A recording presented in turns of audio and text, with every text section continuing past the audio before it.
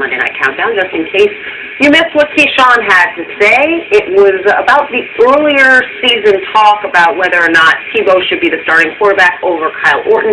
Here's some of what Keyshawn said. I never heard Tim Tebow at all diffuse the speculation between him and Kyle Orton as a starting quarterback. He, the billboards, all those sorts of things, instead of just maybe coming out and saying, hey, it's Kyle Orton's team, my time will come, it'll come eventually for me, let me just, learn how to play the position. He never said anything. So should Tebow have spoken out more? Because Keyshawn even referenced some of the things that Tebow did say. Did you fall out of your bed last night when you heard that? I wasn't in my bed. I was in my chair, and I did fall off my chair because, I'm sorry, this is the height of Tebow hate. This is going completely over the edge into outrageously unfair. Because let me get this straight now.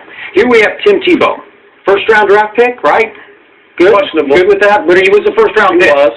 Okay, so he starts 3 games last year and plays pretty to very well in all 3 games. We forget about that.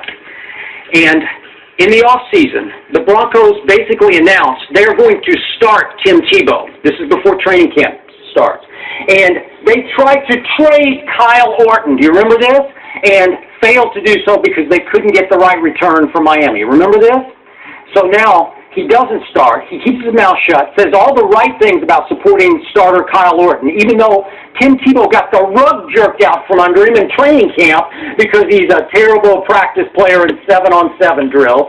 And then he bides his time. He comes in late with the team going on 1-5. They're down 26-10 in the fourth quarter to San Diego, and he very nearly throws a 2-point pass that I think should have been caught to tie the score at 26-all. Didn't say a word because what is there? Should he campaign for the job? What? He deserved the shot. The team now has fallen to 1-5. What did he do wrong at that point? He's damned if he does or doesn't. What can he say? He didn't say anything. He still supported Orton. Is he supposed to say, I don't deserve the job? Please keep Kyle in there. He's 11-21 as a starter, but he's going to get better. Is that what he's supposed to say? Look, Teddy Ellis, who's a good friend of mine, says something, or has a saying called a silent accomplice, where when you don't say anything, you're just as guilty as the people who are doing it. And I've been around Drew Bledsoe, Chad Pennington, Jake DeHome, where there's been a quarterback change, and they supported the quarterback who Loaded Tebow. No, that's not true. And he said a lot of things about how good with the coaching staff. Keyshawn is coming at this from a player's perspective, and that's his perspective from how a player would view it. And as a coach, I felt that his silence was deafening. You can be competitive and supportive at the same time. So if it's not your job, you can still compete for the job. Give me an example. To me, I think you say, Kyle Orton is our starting quarterback. Would I like my opportunity to play? Yes, but he's our starting quarterback, and I support him 100%. Not just the coaches are smart enough and they're the ones I go with whatever the coaches decide. I don't know how. What you want Kyle Orton is, I think that was that is such unfair criticism. I'm not criticizing it. I'm just looking at it objectively with no skin in the game from a coaching perspective, and Keyshawn's looking at it from a player's perspective, because sometimes what you don't say is as important as what you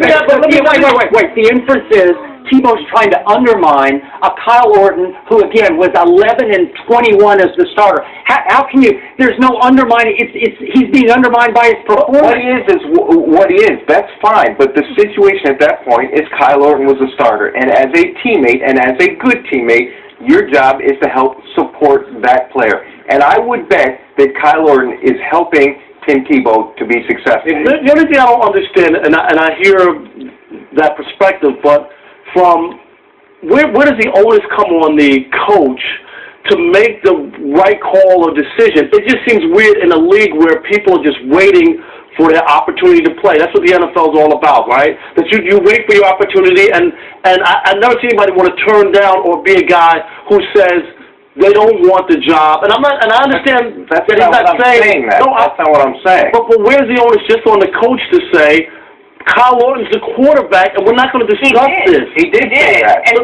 reporters, you're a reporter that would still ask the question, Rob. He did say that, and what I'm saying is, at that point, you be supportive. You try to avoid creating a distraction, in the locker room. And you can say volumes by saying nothing at all, and I think that's what Keyshawn's point was. Hey, but listen, Tim Tebow deserved, at any point in the last 3 weeks, to stand up and say, I deserve a shot here. He played well enough to do that. The other guy played poorly enough to do that. No, I'm not. Keyshawn wanted him to stand up and say, I support Kyle Orton. I'm saying he deserved to go the next step and go the other way and say, I deserve a shot here. It's saying nothing was the noble thing to do. You can't. This isn't the circumstance that you're talking about. You can be competitive. You want your guys to be competitive. You would want to get rid of a guy who wasn't competitive. That's one thing. I get that. But you also expect them to be supportive. And in football, there's a lot of things that happen that you don't like. You don't like as a player. You don't like as a coach. But the important thing is to not create distractions and to do everything you can do to help a team win. He just shut up. He didn't say a word. Well, along these lines, with the coach. To